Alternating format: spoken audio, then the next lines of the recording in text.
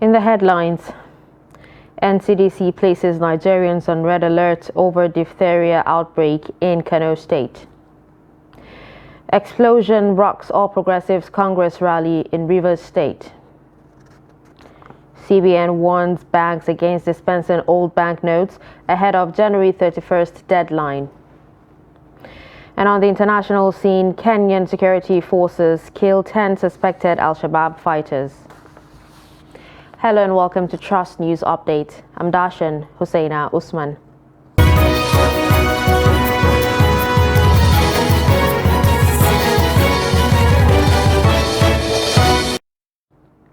And we begin with health, where the Nigerian Center for Disease Control and Prevention has said it has responded to reports of diphtheria cases in Lagos and Kano states and is monitoring the situation in Osun and Yobe states, where cases are now being picked up. The NCDC disclosed this in a public health advisory signed by its Director General, Dr. Ifedayo Adetifa, issued on Friday amidst the outbreak of the disease in the country. The agency said in addition to clinically suspected cases, there have been laboratory confirmed cases, and it is working with state ministries of health and partners to enhance surveillance and response to the outbreak. The NCDC also advised healthcare workers to maintain a high index of suspicion for diphtheria, while individuals with signs and symptoms suggestive of the disease to isolate themselves and notify the local government area state disease surveillance officer or the NCDC. About 25 persons have been killed by diphtheria infection outbreak in Kano as of last Friday. An epidemiologist with Kano State Ministry of Health, Dr. Abdullahi Kawaramata, speaks on what the ministry is doing on the latest outbreak. But diphtheria is a bacterial infection caused by Corynebacterium diphtheriae, and it is transmitted via respiratory droplets either through coughing or sneezing or contact with respiratory secretions between infected and the uninfected persons. And equally, usually the patients present with fever, general body weakness, symptoms of catarrh like sneezing, coughing, and then later sore throat or throat pain. Some will even go on to have neck swelling, difficulty in breathing, and in the more complex cases, there might be complications that could lead to death. So this is where we are, and it's a vaccine preventable disease, and the state has already strategized. We are doing routine immunization coverage survey to ascertain the level of immunization in those affected LGAs, and already strategies are in place to do what we call routine immunization intensification campaigns to make sure all those children who were hitherto not vaccinated, maybe because the parents are resistant. Now we want to make sure they are sensitized and they are now immunized.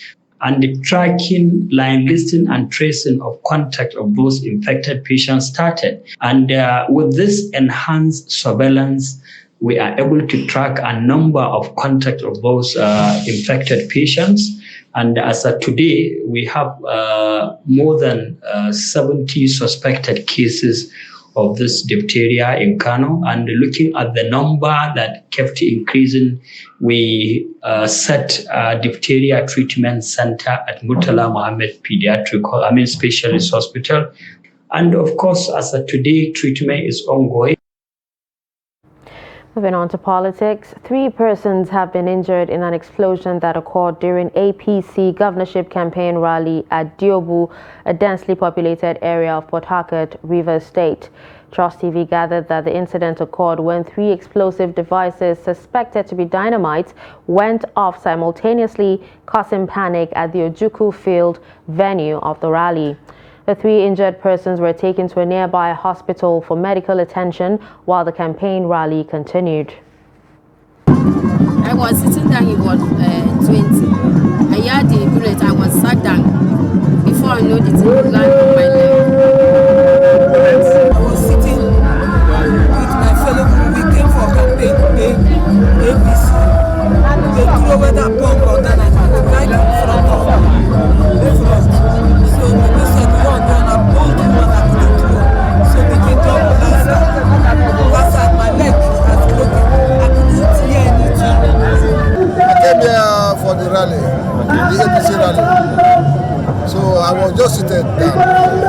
before I knew it, all I heard was a bang. Before I got this injury, I don't really know where explosion. Right now.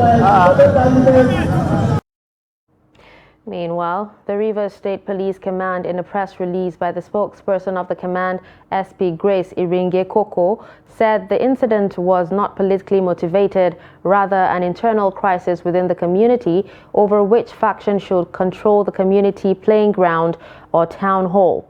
The statement further said it was alleged that the CDC chairman collected the sum of 200,000 naira from APC as rent payment for the playground and town hall. It was reported that he shared the money with the chiefs and members of his faction. The other faction, on the other hand, did not benefit from the money and insisted that the hall will not be used except and until they were given their share of the money. The presidential campaign train of the People's Democratic Party stormed the ancient city of Ibadan to sell the candidature of former Vice President Alhaji Atiku Abubakar and his running mate Ifeanyi Okowa, who are running for the nation's highest political office. Speaking at the event, the PDP presidential candidate reaffirmed his determination to give more autonomy to states in order to pave way for national development. The report. From across the 33 local council districts of Oyo State, enthusiastic supporters of the People's Democratic Party converged on the ancient Mapo Hall to welcome the presidential candidate of the PDP, Atiku Abubakar, and his entourage. The venue was filled to capacity as members listened to speaker after speaker who described Atiku Abubakar and running mate Ifeanyi Okowa as the most preferred for the onerous task of leading Nigeria back on the path of greatness. There is no doubt that we have continued to suffer as a nation in the last 8 years. The suffering is too much. We cannot bear it anymore. And the only way we can express it is to ensure that we use our PVCs on February 25, 2023, which is next month. Ibadan would have been the finest city in Africa. But the only presidential candidate today who has assured us that the evolution of power will help Ibadan, will help Oyo State, will help the entire Southwest to regain his own pride of place is which party? Which party? Which candidate? The national chairman of the PDP, Iyorchia Ayu, called for unity amongst members, which he noted was necessary if the party is serious about victory in the general election. Has worked tirelessly to make sure that the party returns to the people. No single person, no single group of people can control this party as long as we do what the people want. And you are demonstrating today that the party is truly controlled by the ordinary people. Those who are not sure are not sure that this is the party that will survive. We all know the position of Oyo State in Nigerian politics. Oyo has been and remains a melting pot of the southwestern politics of Nigeria. Presidential candidate of the PDP, Atiku Abubakar, promised to restructure the nation as well as put an end to recurring strikes by university lecturers. Atiku, who described Oyo State as strategic to national development, promised to industrialize the region if elected president. We will fund our universities and pay our teachers on time so that we don't have any disruptions to our academic activities. Now, Southwest is known to be also a business center. That's why in our economic program, we are committed to making sure that the industrialization of the Southwest is achieved and has the support of the federal government.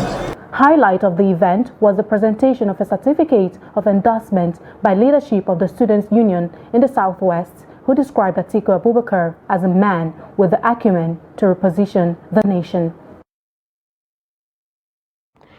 Presidential candidate of the All Progressives Congress, Bola Tinubu, wants stakeholders in Nigerian construction industry to give credit to President Muhammadu Buhari for keeping them busy through his infrastructure revolution, just as he promised to build on the achievements if elected. The APC presidential candidate, who spoke at an interactive session with members of Federation of Construction Industry in Nigeria, also identified security as #1 priority if given the mandate. Trust TV's Shafi'u Suleiman reports.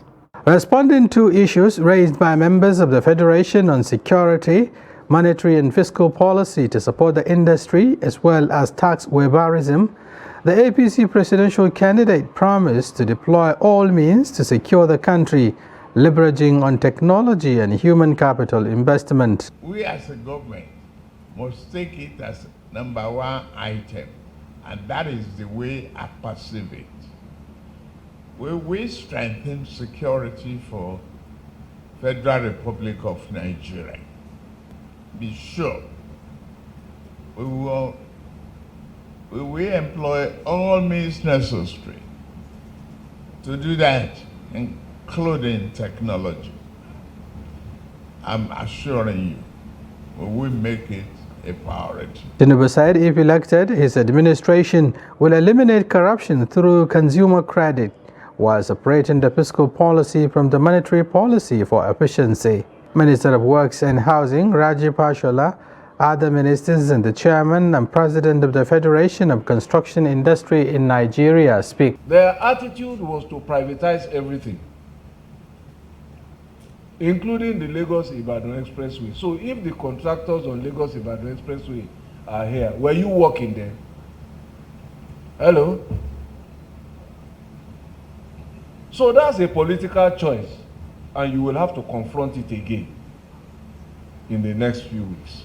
As it relates to the construction industry, let me just say that there has been a solid foundation, and I'm sure you are certainly those that would attest to that.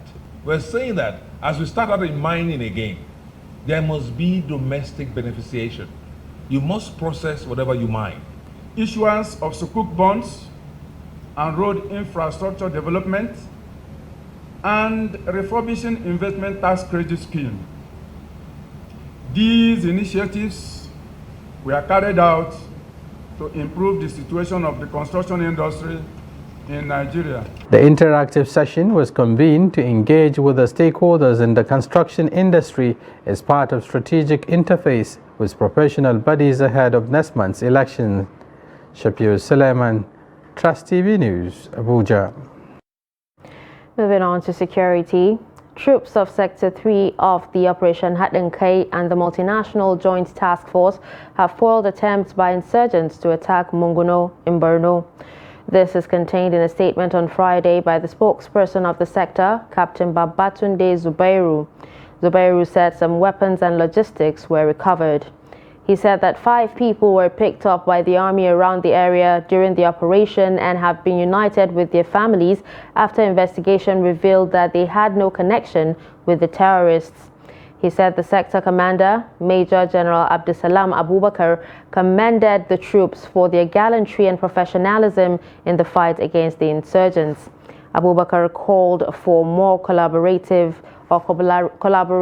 and support from host communities for maximum results. Gunmen have abducted 2 wives and 6 children of a traditional ruler, Chief of Mutumbiu in Taraba State. Reports say the gunmen, numbering about 10, stormed the residence of the monarch in Jalingo on Thursday and abducted his 2 wives and 6 children. Justice Sani Muhammad, a second-class chief, was not in his Jalingo residence at the time of the incident. The kidnappers have reportedly called the monarch to demand that he meets them to discuss the release of his family. Spokesperson of Taraba Police Command, DSP David Missel, confirmed the incident. Still on security, the 4 tipper truck drivers abducted by gunmen in Kwara State have regained freedom. State Police Command spokesman Ajayi Okasomi confirmed their release to Daily Trust correspondent in a telephone conversation on Thursday. A family member who preferred anonymity confirmed the release and the payment of an undisclosed sum of ransom. It was gathered that their trucks developed battery issues on the site where they had gone to excavate sand in the outskirts of Ilorin, and the drivers had gone to town to get a replacement when they were ambushed and kidnapped. You're watching Trust News Update. Coming up after the break. Managing diversity in intertribal marriages. Do stay with us. Daily Trust presents 20th Daily Trust Dialogue. Theme: Interrogating the 2023 Presidential Agenda. Panelists: Mrs. Ibukun Awoshika, former Chairman, First Bank of Nigeria. Professor Jibrin Ibrahim, Professor of Political Science and member of the Board of the Center for Democracy and Development, CDD. Dr. Yetunde Anibaba, Lecturer, Analysis of Business Problems, Lagos Business School. Dr. Eugene Enahoro, Human Capacity Development Specialist and CEO, Heltoni Services Limited. Chairman of the event, John Cardinal Onaikon, Archbishop Emeritus of Abuja. Date: Thursday, 25th January 2023. Time: 10 a.m. Venue: NAF Conference Center and Suites, Gwarimpa Expressway, near Next Shopping Mall, Kado, Abuja. For sponsorship and branding participation, contact 081 00 49 1948, 081 65 32 0660, or 080 33 92 8902. The event will be broadcast live on Trust TV.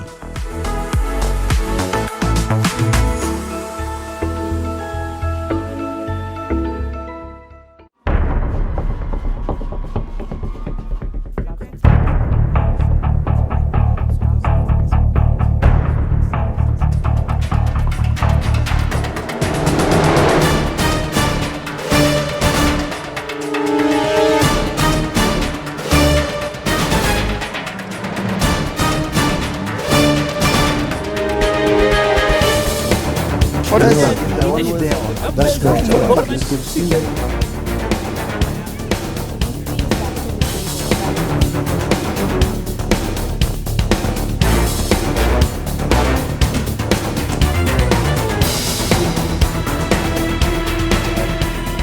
My people, how do you feel when you see bulldozers demolish beautiful but illegally built private houses, estates, or plazas? Agony and pain. That is exactly what the FCT administration feels also. No responsible government is happy to inflict pain on her people by demolishing any property. Are you planning to acquire a piece of land? Avoid buying land from indigents or local chiefs or any other unauthorized source, as doing so could ruin your valuable investment. Only the Minister of FCT allocates land in Abuja. So, to acquire a piece of land in Abuja, go to the Abuja Geographic Information Systems, popularly known as AGIS, and obtain the relevant application form. Also, visit the FCDA Mass Housing Department to check the genuineness of land title before you acquire any property in any of the housing estates in Abuja. Do the right thing. Don't be a victim. This message is from the Federal Capital Territory Administration.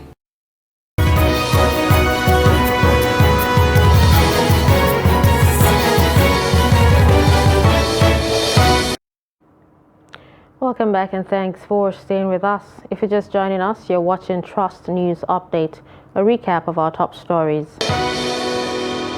We told you that NCDC places Nigerians on red alert over diphtheria outbreak in Kano State.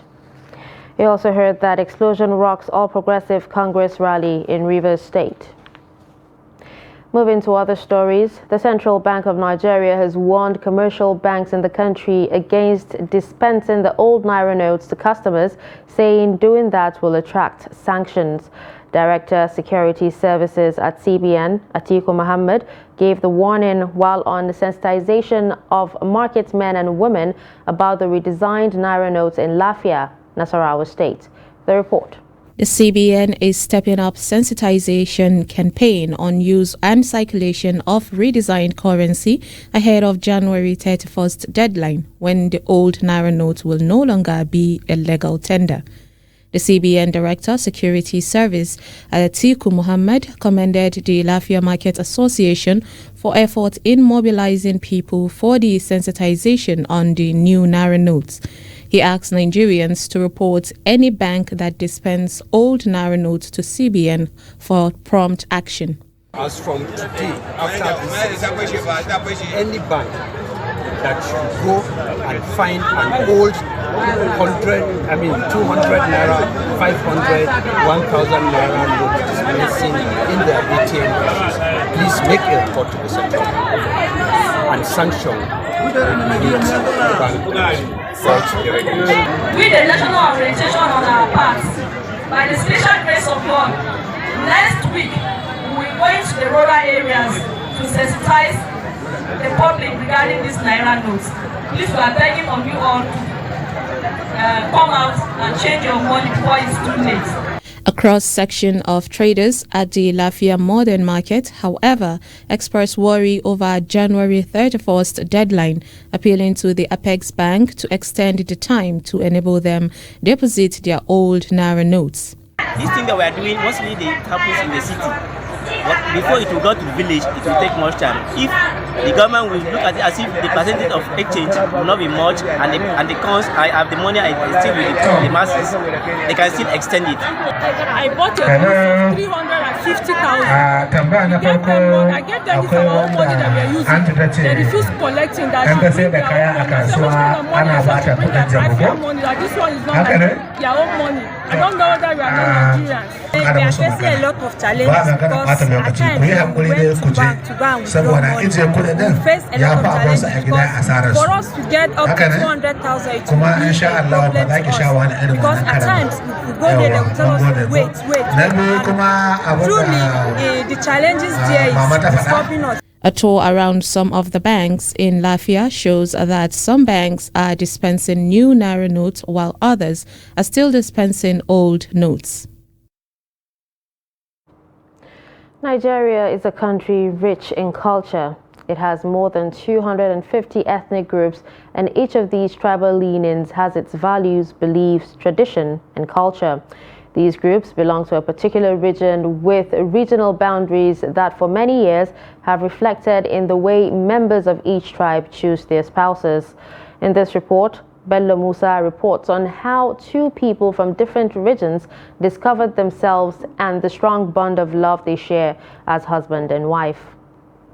Though culture and language may differ, Christian, an Amoman from Edo State, discovers his love, Salamatu Saidi from the Ebira tribe in Kogi State, and immediately understood they speak the same language of love and understanding, and became husband and wife. They said their intertribal marriage has strengthened the bond between their families in Edo and Kogi states.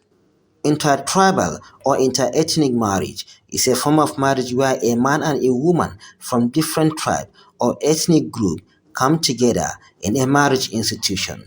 Christian said he is happy with his choice, adding that tribe or culture should not be a defining factor of your true love and happiness. I came from with her, not her own tribe. But I've gotten married to her, so I've gotten married to her own tribe. So I'm actually better now because of her. So I am okay with it. Whatever she is, I am. As far as she's Nigeria, I am Nigeria. But, it's before that families choose for their children whom to marry.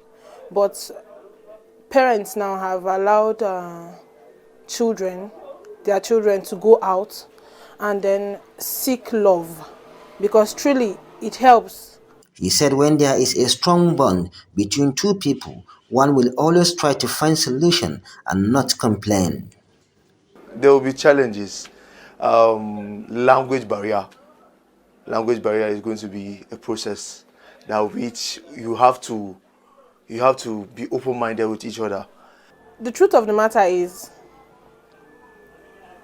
sometimes we have this issue because we are from different. We did not grow up together. I did not grow up in his state. Neither did he grow up in mine. But we'll come to just understand ourselves. Abdul Malik Salihu is a product of intertribal marriage. My mother, when she came, she didn't understand Igala, but when she came into the marriage today, she speaks Igala very well. I think she's from Kogi State because of the marriage, the intermarriage she had. So even we in the house, we speak both Idoma and Igala.